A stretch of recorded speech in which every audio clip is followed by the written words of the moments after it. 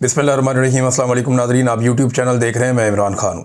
तुर्की के ख़िलाफ़ इसराइल इसलिए है और वो नहीं चाहता कि तुर्की की फ़ौजें जो हैं वो गज़ा में आएँ, क्योंकि तुर्क जो हैं वो खुल कर बात करते हैं। तुर्की के सदर जो हैं तैयब एर्दोगान, वो और उनका मीडिया और उनके मुल्क के अंदर जो लोग हैं, उनके तमाम तबकात, वो बड़े खुल कर बात करते हैं जो फ़लस्तीनियों के ऊपर जुल्म और ज़्यादती हो रही है।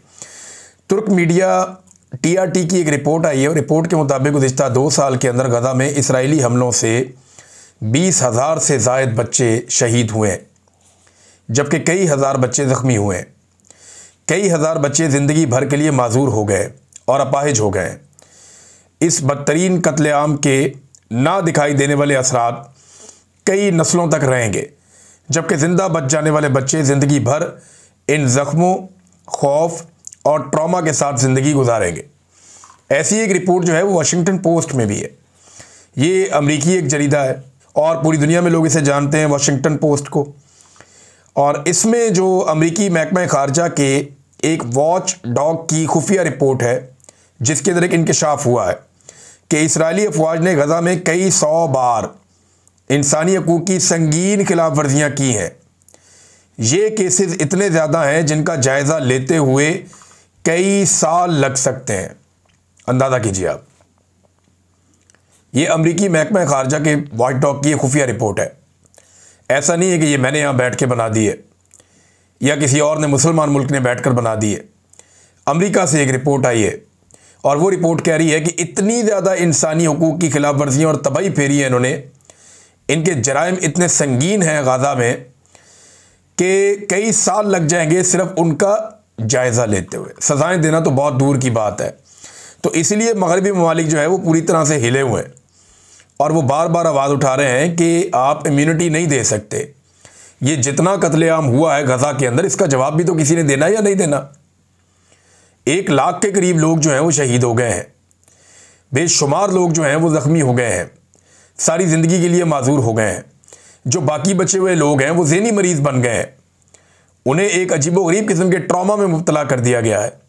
लेकिन इसके बावजूद अभी तक तो इंसाफ होता हुआ दिखाई नहीं दे रहा। नाज़रीन, मैंने आपको ये खबर दी थी कि राणा सनाउल्लाह साहब झूठ बोल रहे हैं। अब ज़रा हक़ाइक़ मज़ीद सामने आ गए। राणा सनाउल्लाह साहब ये कह रहे थे कि हमास ने खुद कह दिया कि वो गैर मुसल्लह होना चाहता है, तो फिर हमें क्या एतराज़ है, हम जाके गैर मुसल्लह कर देंगे। यानी कहने का ये मतलब है ना, देखें, वफाकी वज़रा TV चैनल्स पे बैठ के ये कह रहे हैं कि हमारी फ़ौज जब जाएगी गज़ा में तो वो क्रॉस बॉर्डर टेररिज्म को रोकेगी। तो दहशतगर्दी कौन करता है? इसराइल तो दहशतगर्दी नहीं करता, वो तो सारी दुनिया कहती है वो नहीं करता। यानी सारी दुनिया का मतलब ये कि इसराइल भी यही कहता है, अमेरिका भी यही कहता है, बाकी सारे भी यही कहते हैं जो उनके हमायती हैं कि इसराइल दहशतगर्दी है। वो दहशतगर्द कहते हैं हमास को। तो पाकिस्तानी वजीर ये कह रहे हैं कि हमास को रोका जाएगा कि वो दहशतगर्दी इसराइल के ऊपर ना कर सके। यानी मुजामत को दहशतगर्दी कहना हमने शुरू कर दिया, नंबर 1। नंबर 2 नुक्ता इसके अंदर ये है कि वो ये दावे कर रहे हैं कि गैर मुसल्लह करने का काम जो है ये फ़ौज करेगी, जिसमें पाकिस्तानी फ़ौज भी शामिल है। हमास की हमायत से लेकर हमास को गैर मुसल्लह करने की फ़िज़िकल एफर्ट तक पाकिस्तान की मिलिट्री एस्टेब्लिशमेंट अगर पहुंची है, तो इसको आप पॉलिसी में तब्दीली नहीं कहेंगे तो क्या कहेंगे? कायदे आज़म ने जो पॉलिसी बनाई थी उसको तो यकसर तब्दील कर दिया गया। नवाज शरीफ इसके ऊपर बिल्कुल मुंह में उंगली दबा के बैठे हुए हैं। भाई नवाज शरीफ को बोलना चाहिए ना, बताना चाहिए कि भाई ये क्या हो रहा है, नवाज शरीफ इसके हक में है या खिलाफ है। शहबाज शरीफ तो चलो वो तो ना 3 में ना 13 में जो फील्ड मार्शल कहते हैं वही कर देता है, लेकिन ये बाप बेटी जो है वो चुप करके बैठे हुए। माजी में इनके ऊपर इल्ज़ामात लगते रहे हैं कि ये ताल्लुकात बना रहे थे इसराइल के साथ उस वक्त जब ये इमरान खान को इसराइली एजेंट करार देते थे। बहरहाल राणा सनाउल्लाह साहब का झूठ कैसे पकड़ा गया, ज़रा ये मैंने आपको कल भी बताया था, अब ज़रा तफसीलात आपके सामने रखता हूँ। राणा साहब ने कहा कि मुआहदे पे तो हमास ने दस्तखत किए हुए हैं। तो जनाब, हमास ने उस मुआहदे पे दस्तखत नहीं किए जिस पे आपने दस्तखत किए हैं या जो ट्रंप साहब लेकर आए थे। हमास ने जहां दस्तखत किए हैं, ज़रा ये गौर कीजिएगा आप, ये बिल्कुल वैसा ही झूठ है जो पंजाब हुकूमत ने उस वक्त बोला था जब TLP के खिलाफ इन्होंने मुरीदके में अटैक किया। इन्होंने कहा जनाब वहाँ तो मिठाइयाँ बांटी जा रही हैं। ताहिर अशरफी साहब आ गए मुंह उठा के, उन्होंने कहा जी वहाँ तो मिठाइयाँ बांटी जा रही हैं मस्जिद अक्सा में, गाज़ा में। भाई 70-80 हज़ार लाशें उठा के कौन मिठाइयाँ बांटता है भाई? आपके घर के बहुत सारे लोग मारे जाएं और बाद में आपको कहा जाए जी अभी आपको मारना बंद करें थोड़ी देर के लिए, तो आप मिठाइयाँ बांटेंगे। ताहिर अशरफी साहब, आप सोचें आपके ख़ानदान में 100 लोग हैं, 100 में से 50 आदमी मार देता है इसराइल, और मारने के बाद वो कहते हैं जी बाकी 50 को मैं अभी नहीं मारूंगा, तो आप मिठाइयाँ खाएंगे सारे बैठ के। ये मिठाइयाँ जिसने बंटवाई हैं, जैसे बांटी गई हैं, जैसे उसकी वीडियोस बनाकर आपको दी गई हैं, ये सब जानते हैं कि ये क्या खेल खेला गया। ताहिर अशरफी साहब आ गए थे जनाब को कहने के लिए। पूरी दुनिया में उस वक्त एहतजाज हो रहा था जब TLP वाले पाकिस्तान में एहतजाज कर रहे थे, पूरी दुनिया में हो रहा था, बरतानिया में, साउथ अफ्रीका में, यूरोप में, हर तरफ एहतजाज हो रहा था उन्हीं दिनों में,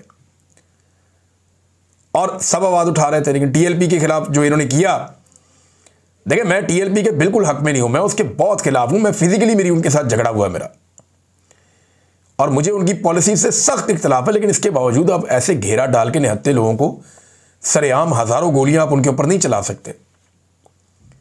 ये रियासत के मुंह को खून लग गया हुआ है और पागलों की तरह मारा जा रहा है इंसानों को पाकिस्तान में। ऐसा लगता है इन्होंने आबादी कम करने का एक तरीका और ढूंढ लिया है। अब ज़रा राना सनाउल्लाह साहब ने जो कहा, ज़रा उसको तो निकाल के आपके सामने रखता हूँ। जनाब, हुआ ये था कि हमास ने ट्रंप का पेश करदा 20 निकाती मुआहिदा कबूल नहीं किया था। ये है हकीकत, जिसकी वजह से कई मरहलों में मुआहिदा होना तय हुआ था। पहले मरहले के तौर पर सीज़ फायर और मगवियों की रिहाई थी, दूसरे मरहले में मुर्दा अफराद की लाशों की वापसी थी, और फिर हमास ने कहा था कि जब तक के 2 रियासती हल के वाज़े खदोखाल और मसाइल हल नहीं हो जाते तब तक गैर मुसल्लह होने की शर्त पर बात नहीं होगी, और कोई भी गैर मुल्की हुकूमत या इंतज़ाम काबिल कबूल नहीं होगा। ये है हमास का जवाब। राना सनाउल्लाह साहब को ज़रा वो निकाल कर पढ़ा दे कोई, कि वो हमास ने कहा था कि तब तक हम गैर मुसल्लह नहीं होंगे, उसकी कंडीशंस उन्होंने रखी थी और वो कंडीशंस तो पूरी नहीं हो रही। फिर ये नए नए झूठ बोलना शुरू कर देते हैं हुकूमती अरकान बात बनाने के लिए। तो हमास ने नहीं कहा कि वो इस तरह गैर मुसल्लह हो जाएंगे कि, और नेतन्याहू ने क्या कहा, उन्होंने कहा कि अगर जो गैर मुल्की अफवाज हैं जिनको हमने बुलवाया, जिनको हमने मंजूरी दी, NOC दिया जिनको, क्योंकि ईरान को NOC नहीं मिला, तुर्की को NOC नहीं मिला, यमन को NOC नहीं मिला, और कुछ ममालिक हैं उनको NOC नहीं मिला, और कुछ ममालिक ऐसे हैं जिन्होंने अपनी फ़ौज को गज़ा भेजने से इनकार भी कर दिया। लेकिन पाकिस्तान उन मुल्कों में से एक है जिसे NOC दिया है इसराइली हुकूमत ने कि आप अपने फ़ौजियों को गज़ा भेज सकते हैं। तो उन फ़ौजियों के बारे में नेतन्याहू ने कहा कि गैर मुल्की फ़ौज या तो हमास को निहत्ता करेगी या फिर ये काम हम खुद करेंगे, और वो बार बार अटैक करते भी हैं। यानी उनके दिमाग में ये बात बैठी हुई है कि जब दिल करेगा वो अटैक कर देंगे और इससे कोई फ़र्क नहीं पड़ता। एक और नाज़रीन ज़रा बड़ी खबर है, ये खबर आप देखिए, आपको हैरत होगी। ये एहतजाज के जो मनाज़िर हैं, ये जो मैं आपको दिखा रहा हूँ, कितने ज़्यादा लोग हैं, ये यरूशलेम में है। यरूशलेम जहाँ पे इसराइल ने अभी फ़िलहाल अपना कंट्रोल किया हुआ है, यहाँ पे इसराइली फ़ौज कंट्रोल करती है, उनकी पुलिस कंट्रोल करती है। मुसलमानों का दारुल हुकूमत इस जगह को होना है। अगर 1967 से पहले की पोजीशन पे जाना है अक़वाम मुत्तहिदा के मुताबिक, तो मुसलमानों का जो दारुल हुकूमत है वो यहाँ यरूशलेम को होना है। और यहाँ पे ये यहूदी एहतजाज कर रहे हैं, कोई और नहीं कर रहा, मुसलमान नहीं है। बड़ी तादाद में यहूदी आर्थोडॉक्स निकले हैं और उन्होंने इसराइली हुकूमत की एक पॉलिसी के ख़िलाफ़ एहतजाज किया है। और पॉलिसी क्या है कि जनाब यहाँ पे जो फ़ौज में भर्तियाँ की जाती हैं ना, अब इसराइल ने तरीकाकार बनाया हुआ है, सबको फ़ौज में भर्ती कर देते हैं, वो उसके खिलाफ़ निकले हैं। और फ़ौज के ख़िलाफ़ उनका एक बड़ा तगड़ा एहतजाज है कि जनाब आप ऐसे नहीं हो सकता कि आप हमें, और ये यहूदी आर्थोडॉक्स हैं, ये एहतजाज कर रहे हैं। कहाँ कर रहे हैं? यरूशलेम में कर रहे हैं। इनके ऊपर तो गोली नहीं चल रही, ये भी इसराइल के खिलाफ एहतजाज हो रहा है। यानी इसराइल के खिलाफ इसराइल में एहतजाज हो तो गोली नहीं चलती, बंदे नहीं मारे जाते। कितनी बड़ी तादाद में लोग बाहर आ गए। अब इतनी तादाद में लोग जब तहरीक लब्बैक बाहर लेकर आई तो उनके ऊपर गोली चल गई, PTI लेकर आई तो उन पर गोली चल गई। तो पाकिस्तान के अंदर आप ये करेंगे तो आपके खिलाफ एक्शन होगा, वहाँ आप ये करेंगे तो फिर आपके खिलाफ एक्शन नहीं होगा।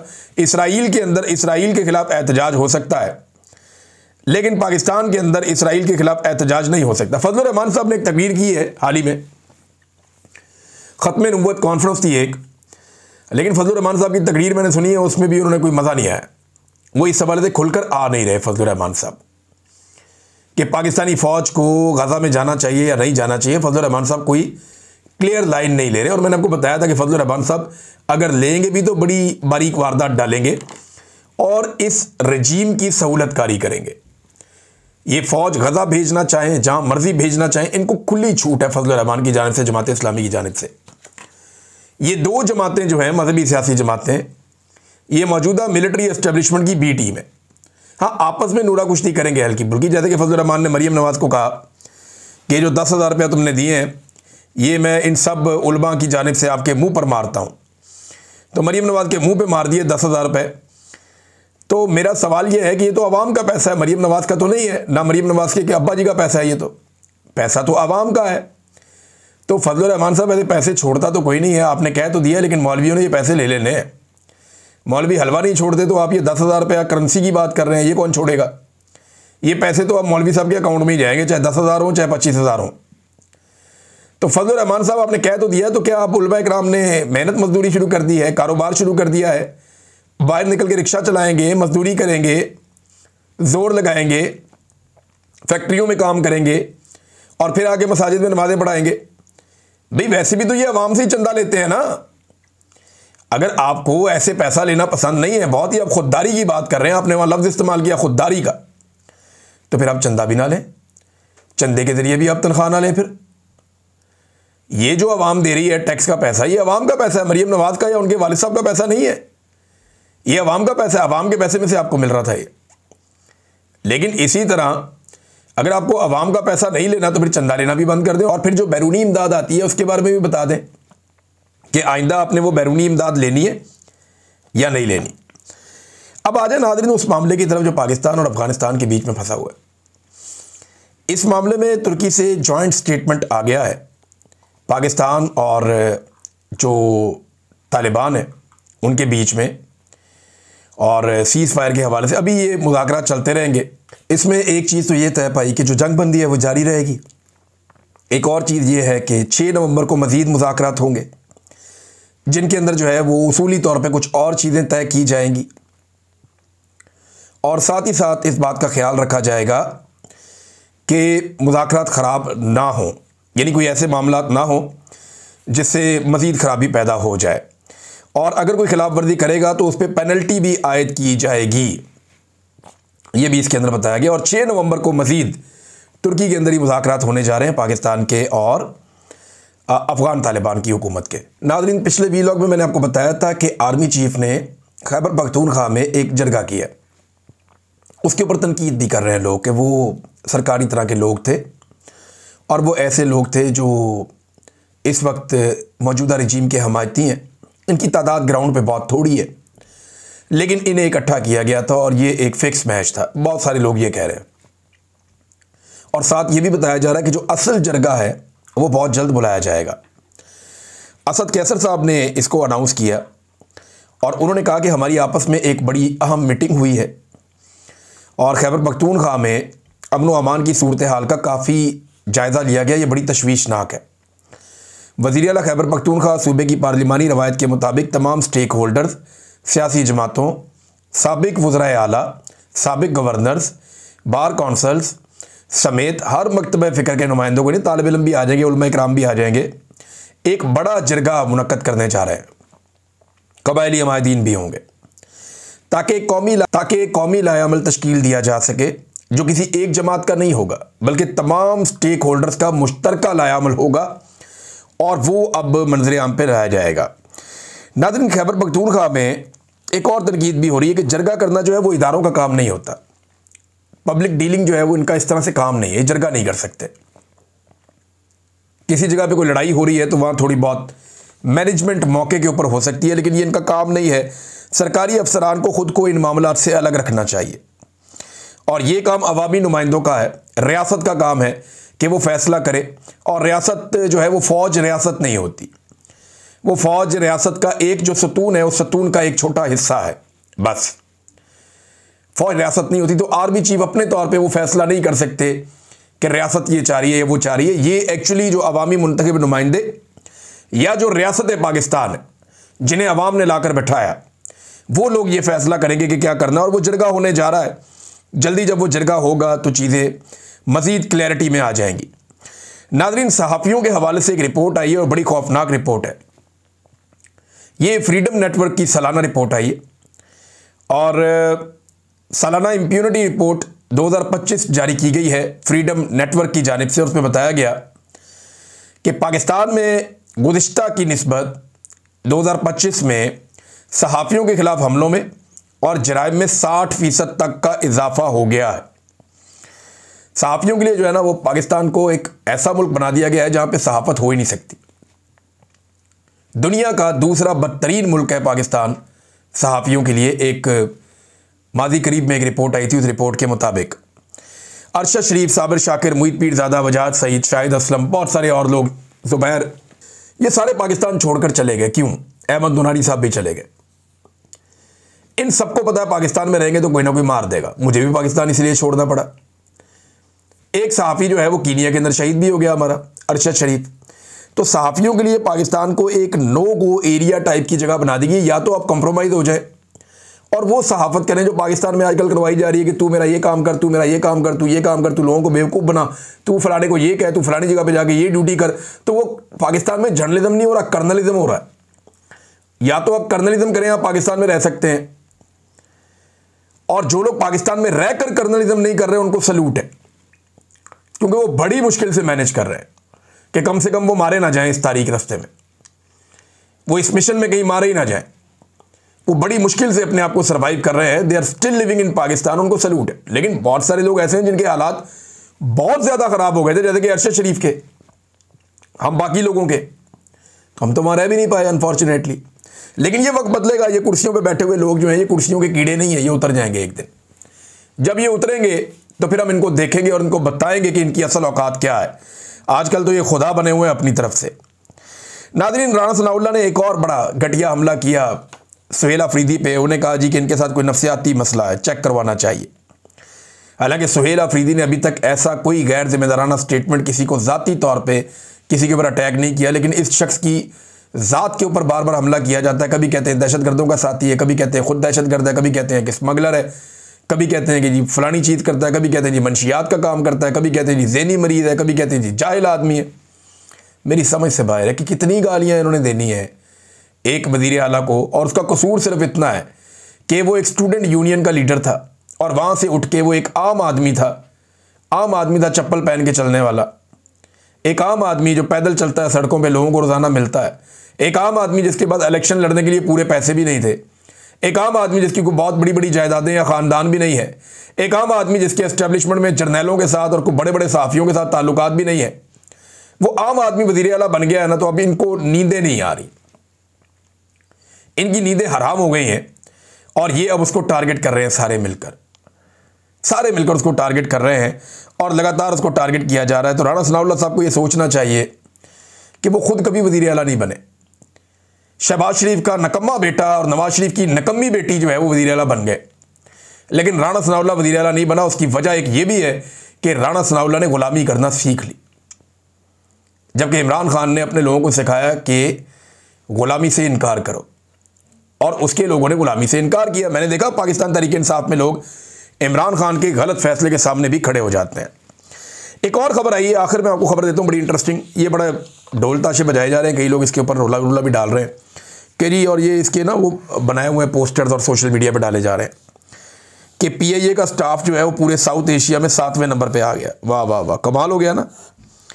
PIA का जो स्टाफ है, यानी एयर होस्टेसेस वगैरह, बाकी लोग हैं, जहाज़ पायलट, ये वो सारा अमला, तो PIA का जो अमला है वो पूरे साउथ एशिया में 7वें नंबर पे आ गया। आपको पता है साउथ एशिया में सिर्फ 8 मुल्क हैं, 7वें नंबर पे PIA आ गया, क्योंकि 8वां मुल्क जो है ना उसकी एयरलाइन ही नहीं है, वरना वो भी हमसे आगे होते। अफ़गानिस्तान, यानी उनकी एयरलाइन होती, उनका स्टाफ होता, तो वो भी हमसे आगे शायद निकल जाते। हमसे आगे हैं बाकी सारे के सारे 6 मुल्क, यानी बांग्लादेश, भूटान, इंडिया, मालदीव, नेपाल और श्रीलंका, ये सारे हमसे आगे हैं। हम 7वें नंबर पे आखिर में हैं, लेकिन पूरे साउथ एशिया में 7वें नंबर पे आ गया। ये ऐसे लगवाया जा रहा है जैसे कोई साउथ एशिया में 250 मुल्क है। काम इनके आप चेक करें। अब तक के लिए इतना ही। अपना ख्याल रखिएगा, अपने चैनल का भी। अल्लाह हाफ़िज़।